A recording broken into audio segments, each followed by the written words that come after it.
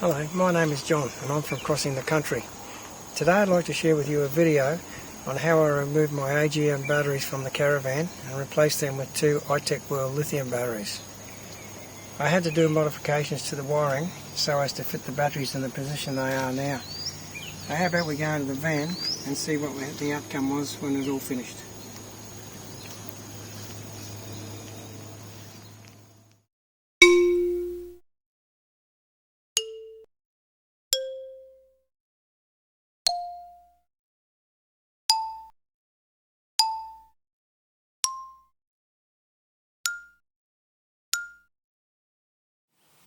As you can see, these existing batteries are wired in parallel, being positive to positive and negative to negative, with the positive taken off one battery and the negative taken off the other battery.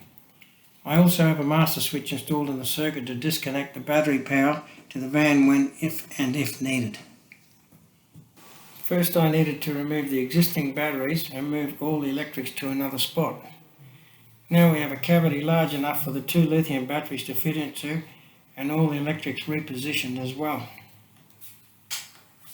Now the iTechworld 200 ampere lithium batteries are ready for installation. You can see some of the aluminium brackets to hold the batteries in place screwed to the floor.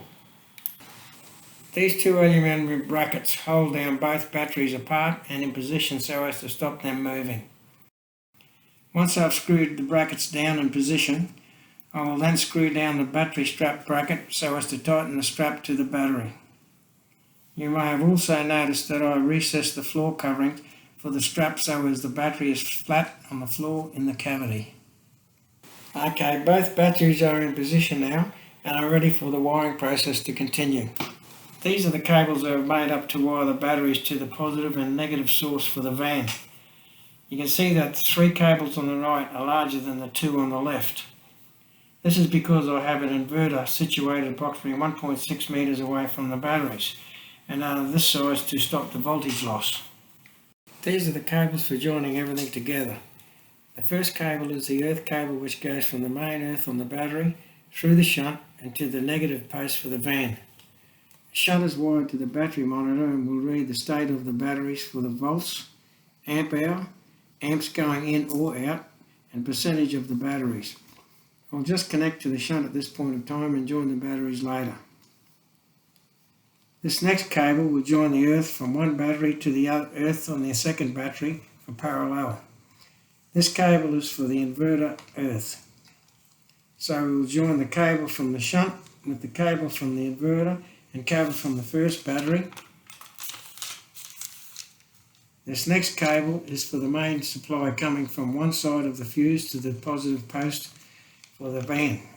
So I will connect to the positive post first and will connect to this side of the fuse as the positive from the main battery will join to this other side.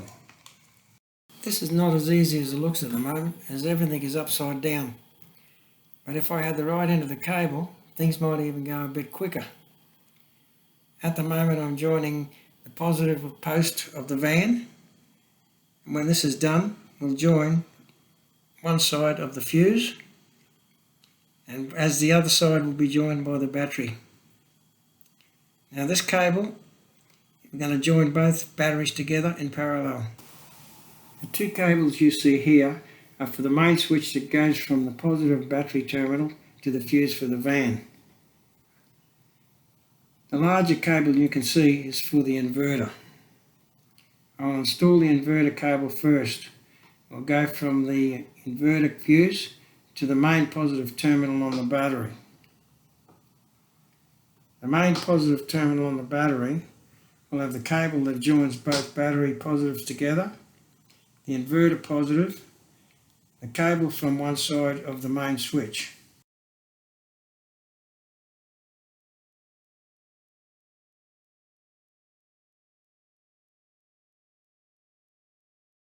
The cable from the DC to DC charger can now be installed at this point and will charge the batteries from the solar panels and truck alternator, and we'll use solar panel before the alternator to charge the batteries.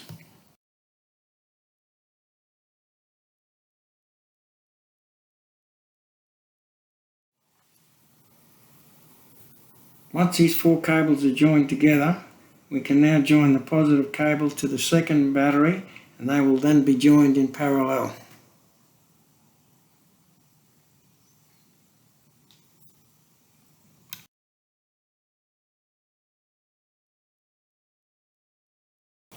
The main cable from the positive post on the van goes to this side of a 60 amp mega fuse. The inverter cable is here and goes to its fuse. The cable from the other side of the main switch goes to this side of the fuse, and the 2 smaller cables you see are for the 2 water pumps on board the van. So basically that is the setup done, and you can see how easy it is to remove your AGM batteries and replace them with the iTechworld lithium batteries. We now have all the cables and fuses joined together, and the main switch is off at this moment.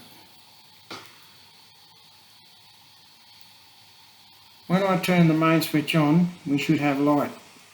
So now I'll do a voltage test.